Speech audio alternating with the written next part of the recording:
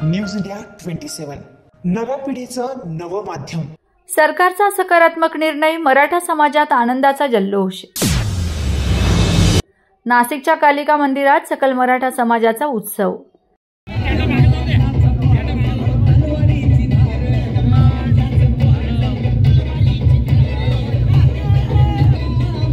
मराठा आरक्षणासाठी दीर्घकाळ लढा देत असलेल्या मनोज जरांगे पाटील यांच्या आंदोलनाला अखेर सरकारने सकारात्मक प्रतिसाद दिला असून मराठा समाजाला आरक्षण देण्यास मान्यता दिली आहे।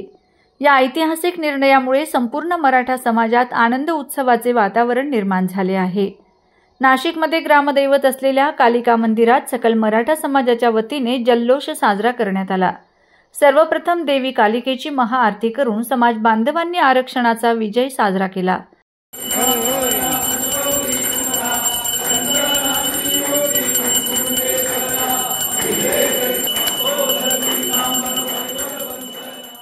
यानंतर कार्यकर्त्यांनी घोषणाबाजी करत एकमेकांना पेढे भरवून आनंद व्यक्त केला।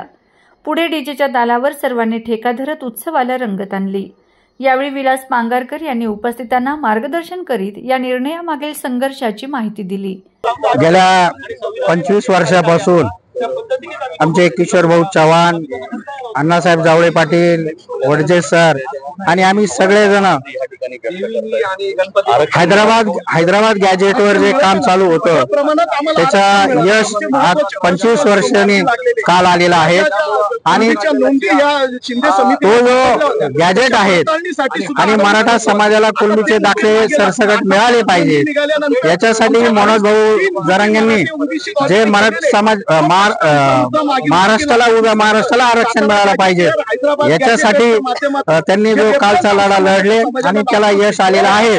पण सरकारने न फसवता हा GR प्रामाणिकपणे हैदराबाद याच्या धर्तीवर लागू करावं आणि मराठा समाजाला कुणबीचे दाखले सरसकट द्यावं, तेव्हा महाराष्ट्राचा प्रश्न सुटू शकतो, युवकांचा प्रश्न सुटू शकतो। कारण याच्यामध्ये तर्क वितर्क लोक मानतायत, पण आम्हाला तरी असं वाटत नाही।